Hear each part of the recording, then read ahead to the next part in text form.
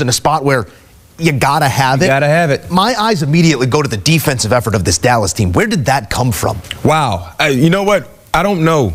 But the thing I know about this Dallas Cowboys team, we're seeing a different mindset in terms of competing. Coach Zimmer has done a great job keeping everyone together. Heck, what about Coach Mike McCarthy? When you talk about not having anything to play for, we're seeing so many teams that have the same situations going on, like the Dallas Cowboys, in terms of no playoff hopes and kind of bowing down. This is the Cowboys team that has been playing inspired football over the last few weeks. They've been fighting and they've been finding ways to win. To your point, Joe, the defense came up big time. They were facing off against an offense that has been really, really good over the last few weeks. They were facing off against a quarterback in Baker Mayfield who has been really, really good. When you look at what they did today, 4 sacks, 1 interception, 1 fumble recovered. Both turnovers were huge in terms of taking scoring opportunities away from the Tampa Bay Buccaneers. Ball hanging in the balance. Both times they claimed it as their own, the defense leading the way, but Cooper... I didn't like the start of the ball game for Tampa, understanding and knowing how important this moment was. And you were able to watch your rival in your division win against the New York Giants. So you knew coming into this ball game, you had no room for error because the Atlanta Falcons, they owned the tiebreaker against Tampa. But what did Tampa do? They were sleeping at the wheel, to say the least. They allowed Cooper Rush to get into a nice groove. Defensively, they made things difficult for Baker, and they were chasing points. And also, too, guys, they couldn't get off the football field. When you look at the Dallas Cowboys, when you get the football at the 30-yard line, if you're Cooper Rush, all you need to get is 2 first downs. Because if you can get those 2 said first downs, you're already in field goal range of your outstanding kicker in Brandon Aubrey. And he led their efforts in terms of putting points on the scoreboard. That was one of the main themes that I witnessed in the first half and also surfaced timely in the second half, the inability of the Buccaneers defensively to get off the football field. Those field goals added up, especially in a moment where your offense was not scoring to the magnitude that we thought they would score. Brandon Aubrey, an offensive weapon with the foot from 50 plus. I mean, how many did he have today for 50 plus? About 3, right? I believe it was 3. It was 2 from 58 to start the half, to end the half, and I believe 1 other. You add it all up, it's a 4-1 stretch for the Dallas Cowboys.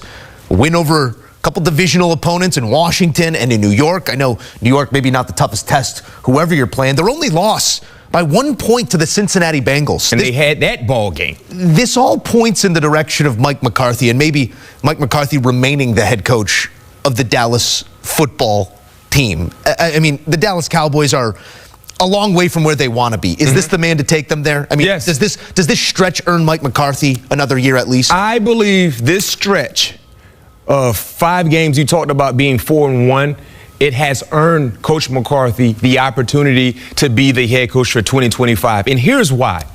You look at finding a way to keep the guys together, finding a way to keep the locker room intact. He's been able to do that. You know how I know? Because I'm seeing more inspired football from the Dallas Cowboys. Everything that we talked about, everything we criticized them about in the month of October, leading into early November, we're not talking about it anymore because he's found a way to get these guys to buy into everything that he and his staff is selling. And guess what? They're going out and they're executing. And most importantly, we're seeing maximum effort. We're seeing hustle, we're seeing grit, and we're seeing a physical style of football on either side. Remember, that was the issue. Not being physical, losing the battle in the trenches, not being tough at the point of attack. Those are the things we're not talking about anymore. When you look at some of the plays that we highlighted tonight, it was all about being the more physical team, playing tougher for longer, and relentless effort. If you just look at what we've seen over the last 5 weeks, right? And if you just did a blind resume and just watch, not seeing the star on the helmet, you would say this is a pretty good team. Right? Regardless of who is not in the lineup or who is in the lineup. You would say blind resume, no star on the helmet, just bland uniforms. Wow, this is a pretty good team. So I believe he's done enough to warrant another opportunity as the head coach. And the last thing I'll say in terms of this, if you cannot tell me that option B is better than option A, you stick with option A. Grass ain't always greener.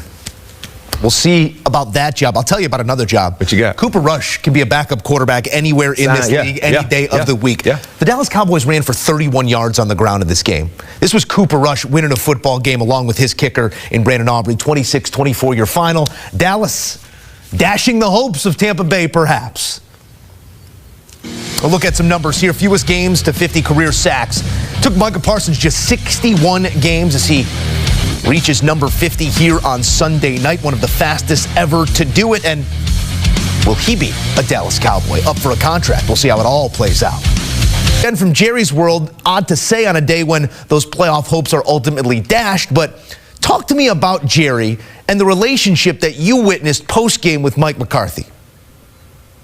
Yeah, Joe, great to join you post-game here. And yeah, very happy post-game locker room, which was very different from when Mike McCarthy and Jerry Jones spoke earlier in the day today after the Commanders knocked off the Eagles to officially eliminate the Cowboys. The two of them met, and Jerry told me after the game, look, this was like both of us had experienced a loss in our life, meaning it felt like somebody had died when they spoke after this game, talking about, well, what's next? The postseason is no longer an option. But you have to, I think, give credit to Mike McCarthy and this team for fighting. Jerry certainly did. He said Mike has them playing and thinking they're in the Super Bowl every time they go out and play. So Jerry was effusive in his praise of Mike McCarthy, and he even took blame. Now, this is notable. He took blame for them not being in the playoffs. He said, look, when you are in the playoffs or not in the playoffs, it's not just because of one person. And, you know, for years, Jerry's cycled through coaches. He's the all-time general manager. But for him to come out and say that, I think that could maybe bode well for Mike McCarthy's future. Yeah, we don't want to read too far into the tea leaves. Jerry's going to make his ultimate decision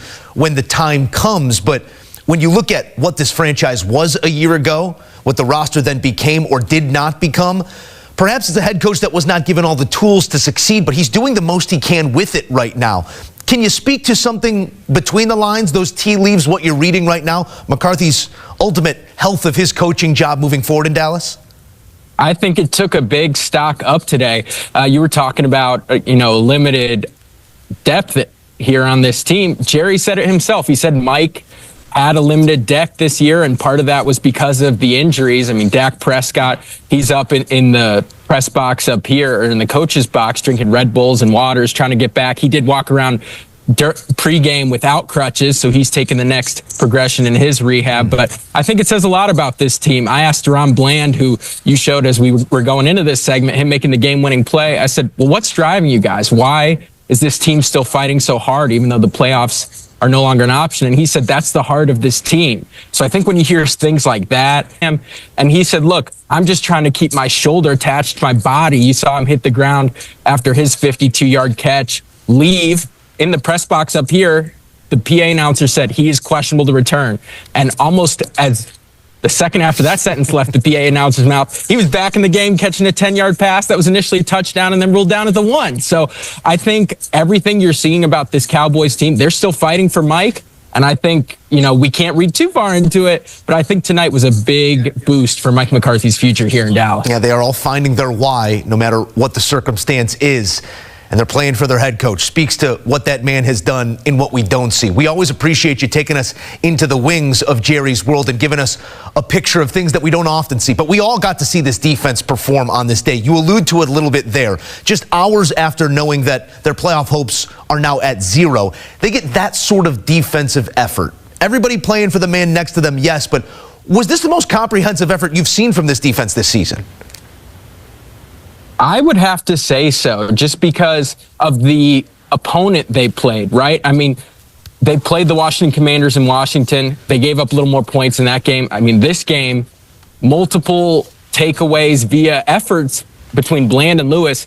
This wasn't just running in front of a ball that was thrown at their chest. These were guys ripping the ball away, fighting for the football, and showing an intensity that you probably would think if you covered up their record, they were really fighting for something, but no, they were fighting to play spoiler. When I spoke to Micah Parsons after this game, he said, look, we enjoy kind of being the spoiler and ruining people's day. I mean, that's what they're playing for. But he also said, look, we're playing for the brotherhood. He said the players in this locker room, coaches in this locker room. He said, we want to keep this team together. Now, Micah Parsons, he's in his 4th NFL season. He recorded his 50th sack tonight, which put him in an elite 6-man club of guys to do that. Guys like Reggie White, J.J. Watt, Dwight Freeney, Derek Thomas, a who's who of pass rushers in terms of their sack production through their first 4 seasons. And he said to me, look, we're fighting to keep this brotherhood together. And he said, I know in my first 3 years, because he was drafted 12th overall in 2021, that he'd only experienced 12-5, 12-5, 12-5. So all he's known is winning. But he said, I think if the coaches stay together, the players stay together entering next season, they could really build off this and have some momentum. Because he said, look, if we started 0-2 next year, we can all look around and say, that's not a problem. We were on a 5-game losing streak, and now they've won 4 of their last 5. So this is a team that's taking a lot of pros out of a situation that is pretty con-filled when you look at their 7 and 8 and how the postseason picture. But that's not how they're looking at it. They're looking at it as we're building towards next year. Inspired stuff from this group and great reporting always from Garrett Podell. Garrett, happy holidays to you. Happy holidays, Joe. All right, look at those Parsons numbers that he alluded to. Unbelievable. This young man who's due for some money. Jerry's got a full desk. Let's just call it how it is. He's got decisions to make. Coach, he's locked up the quarterback, he's locked up the star receiver, the edge rusher. He's got to get broken off too. 61 games to his 50th career sack.